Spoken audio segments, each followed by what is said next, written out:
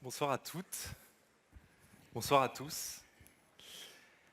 Alors moi, la première fois que j'ai rencontré Aurélie, elle m'a dit « Cyriaque, c'est génial. Toi, tu es notre représentant de la génération Y. Tu vas nous raconter ce que toutes les personnes comme toi, de la génération Y, pensent de la confiance. » Et bien là, malgré son enthousiasme apparent,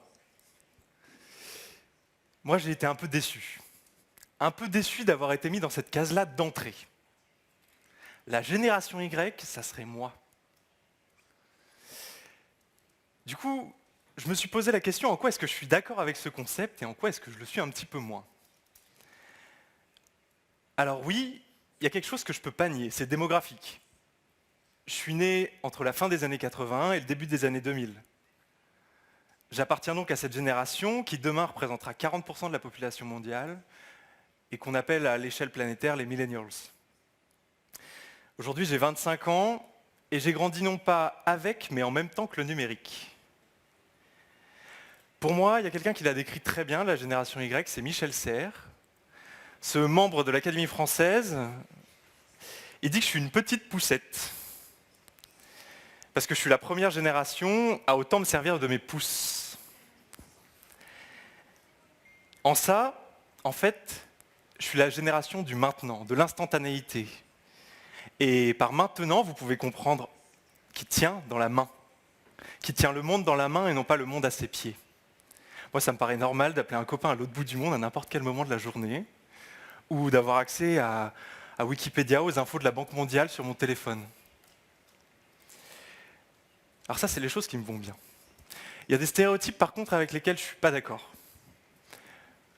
On dit que la génération Y est zappeuse, court-termiste. Ça, c'est des choses qui ne me vont pas. Parce que je suis quelqu'un de plutôt patient. On dit aussi qu'elle recherche une multiplicité d'expériences. On dit souvent qu'elle veut s'expatrier, aller travailler à l'étranger. Oui, peut-être, mais ce n'est pas ça qui m'anime forcément.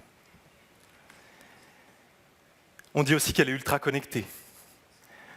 Et moi, au contraire, au contraire, je me sens mieux quand je le suis moins connecté. Et je ne comprends pas comment tous mes potes font pour suivre leur Facebook, leur WhatsApp, leur Instagram, pour certains leur Tinder, leur mail pro, leur mail perso, et tout ça se mélange. Alors voilà. Pour moi, la génération Y, ça ne doit pas être un mode d'emploi. Ça ne doit pas être une case dans laquelle on met tous les gens entre 20 et 35 ans. Et si vous me permettez, je me suis fait cette réflexion-là en préparant ce regard croisé avec Aurélie. Le terme génération Y, il est schizophrène. Vous avez la génération Y vue par la génération Y, et vous avez la génération Y qui est vue par la génération X, celle qui nous précède. Alors la génération Y vue par la génération Y, en fait, elle s'incarne. Et elle n'a rien de particulier, si ce n'est qu'elle a grandi avec des repères différents de ses aînés. Mais ça, c'est le propre de toutes les générations, non ? La génération Y vue par la génération X, c'est un petit peu flippant. En fait, quand on s'informe un peu, quand on recherche, on a l'impression qu'il faut des tutos pour nous appréhender, nous intégrer, nous approcher, nous comprendre. Et le must du must, et je suis sûr que parmi vous, certains en ont déjà vu, c'est le fameux « comment manager la génération Y ». Vous voyez ? Celui-là, vraiment, il y en a des dizaines, voire des centaines sur Internet. Et ben moi, figurez-vous, quand j'ai écrit ce talk, j'ai fait une faute de frappe. Et j'ai pas écrit comment manager, j'ai écrit comment manger la génération Y. Avec quelle sauce ? Et ces 2-3 petites choses que je viens de vous dire, elles sont assez révélatrices et elles me font un peu penser au serpent dans le livre de la jungle avec ses grands yeux qui fait « Aie confiance ». Comme si voilà, il fallait ces grands yeux pour nous approcher, pour que ces deux générations elles se fassent confiance. Alors voilà, va quand même falloir qu'on bosse ensemble. Génération X, génération Y. Alors pour répondre à la première question que je me suis posée tout à l'heure, est-ce que je suis génération Y ? En fait, oui. Je l'ai dit tout à l'heure, je l'incarne, cette génération Y. Par contre, je ne suis pas le concept génération Y. Parce que celui-là, à mon avis, il est créé pour et par le monde de l'entreprise. Pour me comprendre, du coup, il ne faut pas dire Cyriaque, il est génération Y, du coup, il souhaite ça, il veut ça, il aspire à ça, non. Pour me comprendre, il faut me questionner. D'ailleurs, il faut utiliser ce fameux mot qui a donné son nom à la génération Y, le why, le pourquoi. Il faut savoir me poser des questions. Alors, moi, j'ai envie d'adhérer aux valeurs d'une boîte si elles sont le reflet des miennes. J'ai envie de m'intéresser à une entreprise si elle aussi, elle s'intéresse à moi. Et bien, figurez-vous que ça a commencé il y a 2 ans, lors de mon recrutement chez Leroy Merlin. Et que, ça je vais vous le raconter, mais d'abord je voudrais dire un tout petit truc. Je voudrais vous adresser un méga culpa, parce que moi qui n'aime pas être caricaturé, et il y a 2 ans j'ai mis Leroy Merlin dans un beau cliché.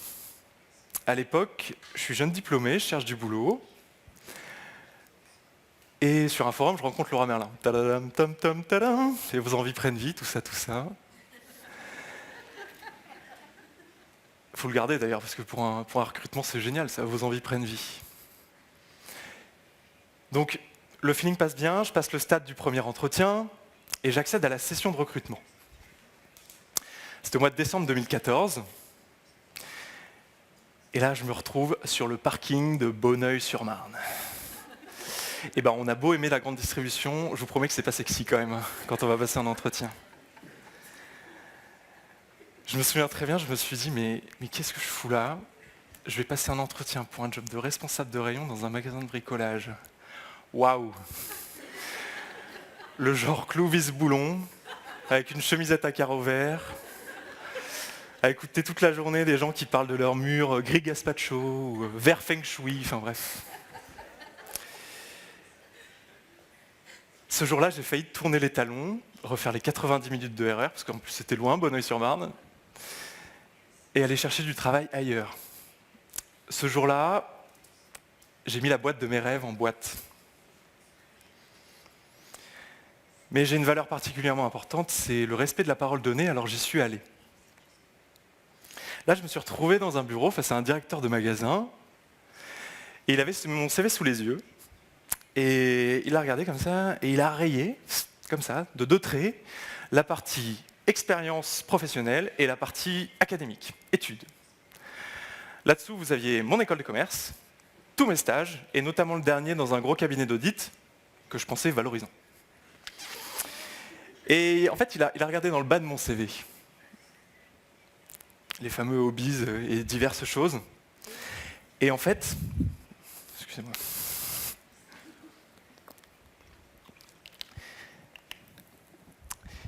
Il a regardé dans le bas du CV et il a dit « Je vois que tu as fait du scoutisme, tu peux m'en parler ?»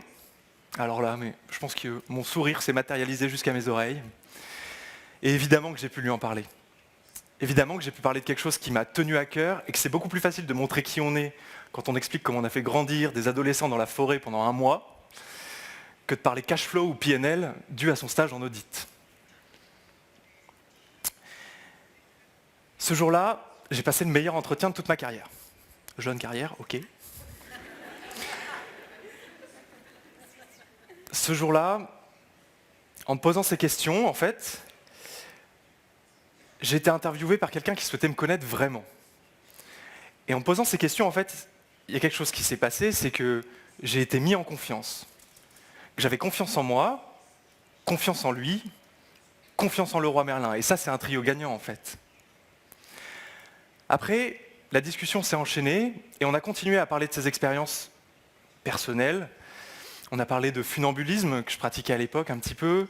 On a parlé de voyage. On a parlé de l'autostop. Ça, je vous en parle juste après. Ce jour-là, j'ai compris qu'en fait, l'art de la mise en confiance, c'était l'art de poser la bonne question.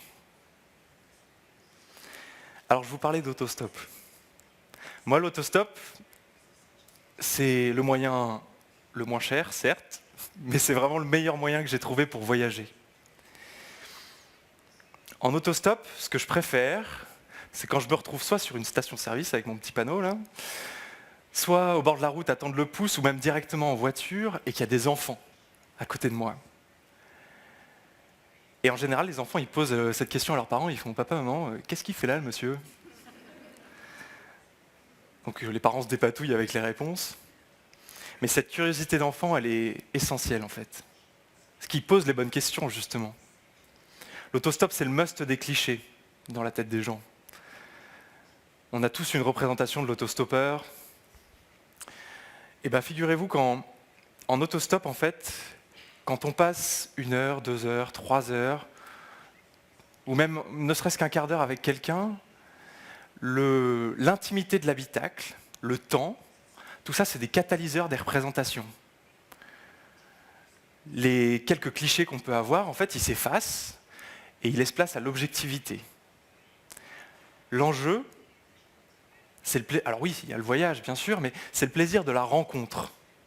C'est de comprendre ce que font les gens dans la vie et être objectif là-dessus. La deuxième chose que je voudrais vous dire sur le stop, c'est que c'est le parfait endroit de la confiance, en fait. Et mieux que ça, en stop, on n'a pas le luxe de ne pas faire confiance. Pas le luxe de se laisser aller justement aux stéréotypes en se disant, lui, sa tête ne me revient pas, je ne vais pas monter avec lui. Parce que si on fait ça, eh ben on n'avance pas, on ne voyage pas. Alors voilà, les stéréotypes, les représentations, tout ça, c'est des sens interdits au voyage.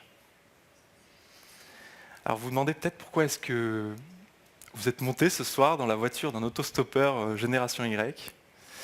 Et bien moi j'ai envie de vous dire ça. J'ai envie de vous dire que je peux être curieux sans pour autant papillonner de sujet en sujet. J'ai envie de vous dire que je peux avoir plein de projets, mais que je vais prendre mon temps pour les mener à terme. J'ai envie de vous dire que je peux m'engager à fond dans mon boulot aujourd'hui, mais peut-être que demain j'en exercerai un nouveau.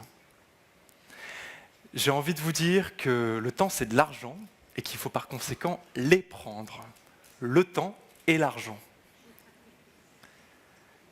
J'ai envie de vous dire que j'ai envie de faire confiance surtout et me faire un avis ensuite.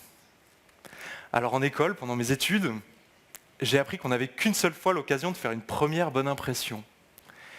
Et bien ce soir, pour conclure, ce que je voudrais vous laisser, c'est ne nous fions pas à cette première impression, passons du temps avec nos collaborateurs autostoppeurs et posons-leur les bonnes questions. Merci.